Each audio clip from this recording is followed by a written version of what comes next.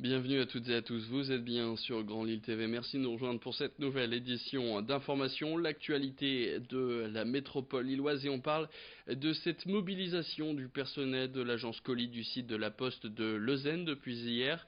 Les employés protestent contre la décision du directeur du site quant au déménagement du site au CRT de l'Équin pour le 4 novembre. Au plus tard, le personnel n'est en fait pas opposé à ce projet de déménagement, mais il demande à ce que celui-ci se fasse après le pic d'activité de Noël, par exemple en février, pour garantir de meilleures conditions de travail. En effet, en période de fête de fin d'année, le trafic colis augmente de 200% par rapport au reste de l'année. De plus, ce déménagement entraînerait la suppression de 6 postes de nuit à la brigade du tri. Le personnel demande à ce que ces 6 postes soient reclassés. Alors ce matin, personnel et membres de la CGT et Sud manifestaient devant l'agence colis qui compte 57 salariés. Lucille Berthe-Constant était sur place pour nous. Le problème, c'est qu'on est à 6 mois du projet et que pour nous, en fait, on a l'impression qu'on est totalement dans l'impréparation, quoi. Il n'y a rien qui est défini, on n'a pas les horaires, il y a des difficultés sur les stationnements, sur le matériel de travail, sur l'attribution des nouvelles tournées colis. Et comme le dit mon collègue, le fait de mettre en place un projet comme celui-là en pleine pic période, c'est comme ça qu'on appelle la période d'affluence des colis, donc c'est juste avant Noël. Pour nous, il y aura un problème sur la livraison et la qualité de service auprès des usagers à cette période-là. Donc c'est dommageable autant pour les conditions de travail des collègues que pour les usagers en fait.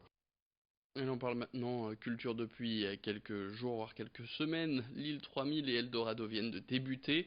Eh bien, on va vous présenter sur notre chaîne les différentes expositions et événements que compose donc ce fameux Eldorado.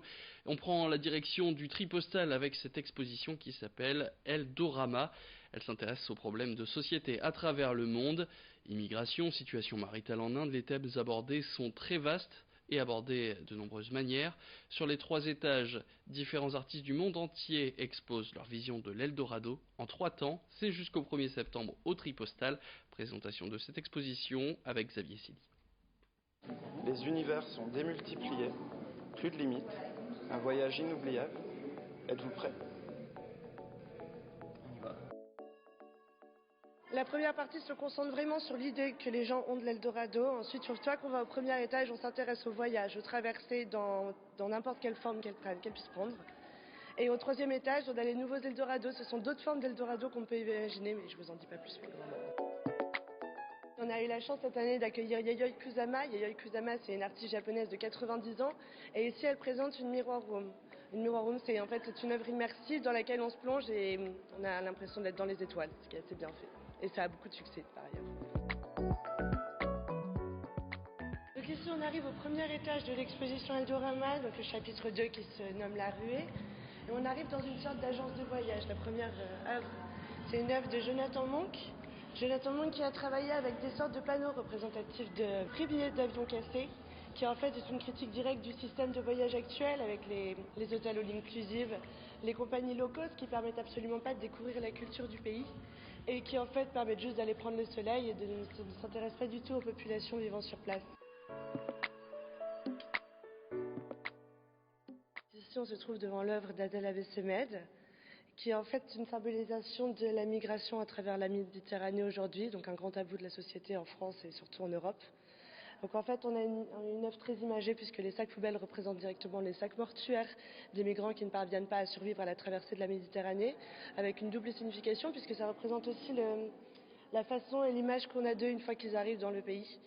Et Adel Abessemed est venu ici pour monter cette œuvre et il a également marqué les messages sur le mur de sa propre écriture qui sont une conception directe pour l'exposition, puisque les messages c'est la première fois qu'ils sont écrits.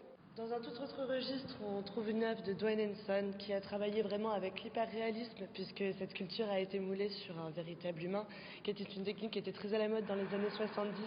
Et ici, on s'intéresse à une toute autre forme d'Eldorado, en fait, puisqu'on s'intéresse à l'Américain moyen, aux gens oubliés de la société, à ceux qui n'ont pas forcément les moyens de voyager à travers le monde. Et ça aborde du coup les autres formes de voyage auxquelles on peut avoir accès, par exemple l'art et la littérature. C'est tout pour la visite d'aujourd'hui, mais on vous attend jusqu'au 1er septembre pour découvrir l'exposition Eldorama. Les cultures toujours, et on parle maintenant de la Biennale internationale d'art mural qui fait son retour pour la 4e édition qui aura lieu jusqu'au 8 juin. Le collectif Renard continue avec son événement de street art qui devient chaque année plus important dans la région. Cette année encore, plusieurs artistes internationaux vont faire le déplacement jusqu'à chez nous pour décorer les murs de ville de la métropole lilloise, avec principalement évidemment des fresques mexicaines en référence à Eldorado. En tout, 22 fresques vont voir le jour jusqu'au début du mois de juin. En ce moment, il y en a une qui est en cours de création du côté de la station de métro Gambetta, qui est l'œuvre des artistes Pose et Jobert. Rémi Desremaux les a rencontrés. Il y a des artistes internationaux qui sont invités, donc à chaque fois, là on est un peu plus focus sur l'Amérique du Sud et l'Amérique centrale avec des Mexicains. Il y a également Jade Rivera, un Péruvien, qui a fait une magnifique œuvre rue des Sarrasins à Oisem. Il y aura une super œuvre dans le quartier de l'Épine avec un couple qui s'appelle Alegría del Prado. Lui est mexicain, elle est espagnole, donc ça sera dans le quartier de l'Épine la dernière semaine du mois de mai. Il y aura également une œuvre super chouette devant la médiathèque de l'Homme, l'Odyssée, dès la semaine du 20 mai avec le même couple Alegría del Prado. Et puis on termine cette édition en allant prendre l'air, direction la plaine des Périzeaux, un espace agricole situé entre les communes de Wattignies, Fâche-Tuménil, Vandeville et Templemar. Mais depuis hier, cet endroit est aussi un espace de promenade, tout en gardant ses activités agricoles. Dans cette plaine située au carrefour de ces 4 communes, la MEL a créé un parcours long de 6 km pour les randonneurs, ainsi qu'un espace avec un verger et une surface plus grand au niveau de l'étang. Nouvel espace qui est donc le premier parc naturel et agricole en milieu périurbain de la MEL, qui était donc inauguré hier. Écoutez Jean-François Legrand, conseiller métropolitain délégué aux espaces naturels, qui répondait aux questions de Rémi Desremaux. L'objectif premier, c'était de préserver cet espace de nature.